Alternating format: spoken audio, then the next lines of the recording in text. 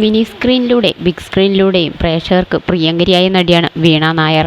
ഭർത്താവും കുഞ്ഞുമായി നല്ലൊരു കുടുംബജീവിതമാണ് നടി നയിച്ചിരുന്നെങ്കിലും താരത്തിൻ്റെ ജീവിതത്തിൽ അപ്രതീക്ഷിത സംഭവങ്ങളാണ് കഴിഞ്ഞ കുറച്ചു നാളുകളായി നടക്കുന്നത്.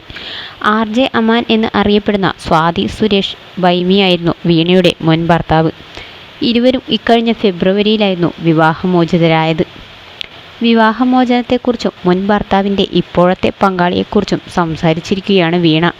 അമാൻ്റെയും തൻ്റെയും ജീവിതത്തിൽ താളപ്പിഴകൾ ഉണ്ടായപ്പോൾ കൃത്യമായി കൈകാര്യം ചെയ്യാതെ പോയതാണ് വിവാഹമോചനത്തിലേക്ക് എത്തിച്ചതെന്നാണ് വീണ പറയുന്നത്.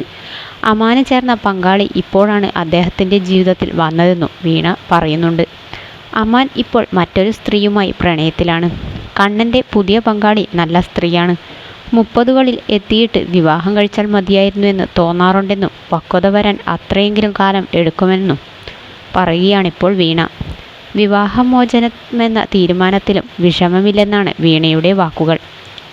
അമാൻ ഇപ്പോൾ ഹാപ്പിയാണ്. ചേരേണ്ടത് ചേരണം എന്ന് പറയില്ലേ, ഞാൻ ഒരുപാട് മാറി. പഴയ ഞാനല്ല ഇപ്പോഴെന്ന് എനിക്ക് തന്നെ അറിയാം.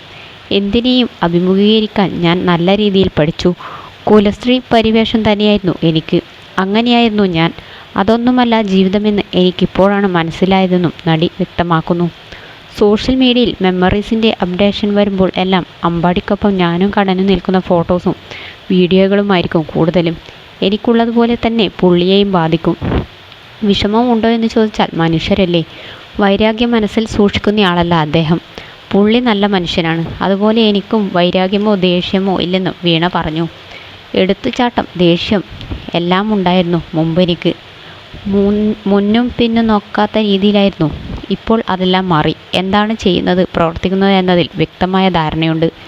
30 വയസ്സായിട്ട് മാത്രമേ വിവാഹം കഴിക്കാവൂ എന്ന് ഇപ്പോൾ എനിക്ക് പരിചയമുള്ള പിള്ളേരെല്ലാം ഞാൻ പറയും. പക്വത വരാൻ ആ പ്രായമെങ്കിലും എത്തണമെന്നും നടി കൂട്ടിച്ചേർത്തു.